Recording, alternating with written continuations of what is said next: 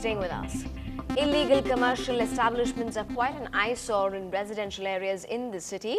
Residents of Kalakshetra colony in Besanagar have to bear the brunt of unlicensed boutiques and restaurants that have cropped up in the past few months.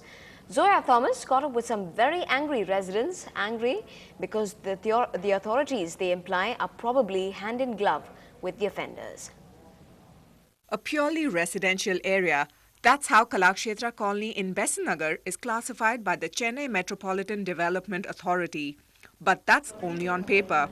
On the ground, residents complain that the beauty and peace of their abode is being marred, ironically by boutiques and restaurants that have sprung up in the last few months. A colony, they claim, has been converted into a mini bazaar by unlicensed commercial establishments. We retired people, we are here as senior citizens. We want a peaceful life here. It was like that, I won't say it was like that. And with all the commercials inside the colony, actually it's outside fine. We can go up till there and come. But inside the colony, they have started having shops and showrooms. This becomes a little more difficult for us.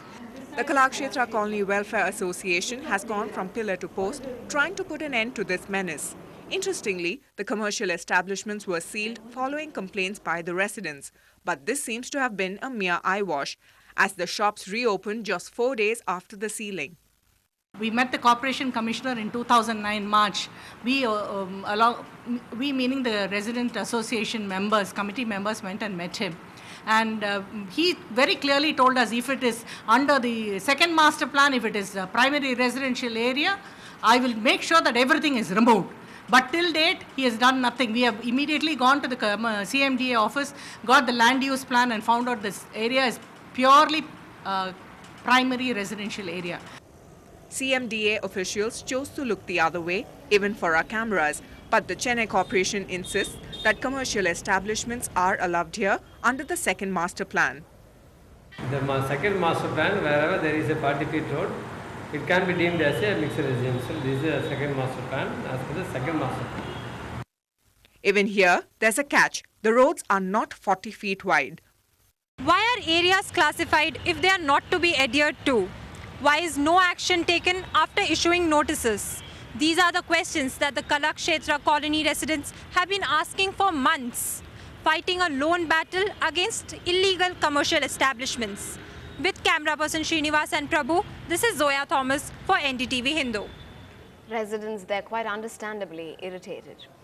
Now, the Shoaib Sania saga may be over, and with that, the Andhra Pradesh High Court has resolved to return Shoaib Malik's passport that was confiscated soon after Aisha Siddiqui registered a complaint against him.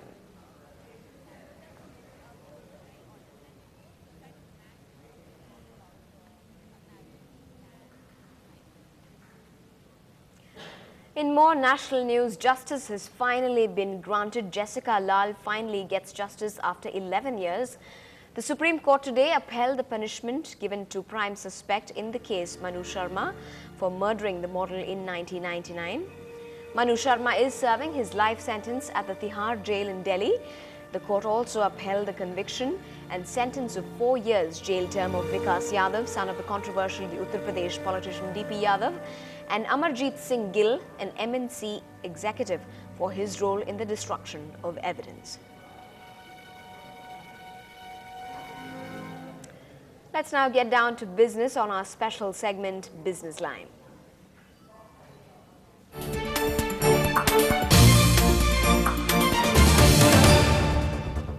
Now, benchmark indices fell for the fifth successive day as bearish sentiment swept through Asia following the SEC charges against Goldman. Shakti tells us about whether, although we lost over 1%, whether we really did pretty well compared to the rest of Asia. Yeah, we did pretty well. In fact, bulls in India probably got off easy because around 1 in the afternoon when Shanghai had lost about 5%, you almost felt that even the cracks will wide open in India. But by close, somehow we had pulled back and the Nifty and the Sensex lost just about 1%. Now, Nifty intraday today, a low opening that was expected since Friday evening. And after that, a clear downtrend till 1 in the afternoon. That's where We made the low around 5160 on the Nifty. But after that, this was the differentiating factor between Nifty and the rest of Asia. A big pullback here, and Nifty closing just 1% down, still above 5200. But before we talk about stocks and sectors, this is what was happening across Asia. You almost felt that the Red Sea left its shores in Africa and came to Asia. Shanghai down 5%. That's a big move over there. All these markets lost anywhere between 2 to 5%, while India lost just about 1%. But if you look at the different sectors, every single BSE sectoral index actually went lower. And you had Realty, which has been rallying for the last 10 days. That lost the most, 2.5%. Metal stocks, JSW Steel, those stocks lost about 3 to 4%. The index lost about 2%. And oil and gas, again, lost 2%, led by Reliance, which lost about 2.5%. On a day like this, there's no point talking about individual stocks, but this plate probably sums it up. You had these four big Nifty losers. You had a realty stock, you had a metal stock, you had a Wipro IT stock, and also infra stock losing about 3 to 4% in trade with pretty good volumes. In fact, volumes today was way above the 10-day average, and that also meant that bears are probably sniffing something big here. Now, the big range where we were stuck for about 10 to 15 days, that's definitely gone. We held on to 5180 today. Tomorrow, if that's intact, maybe bulls can hope for a recovery. Otherwise, below 5180, we are probably headed much lower. Still ahead, it's the latest Hollywood flick with new actors, a new director, and only 65 days into the making. Coming up on the other side.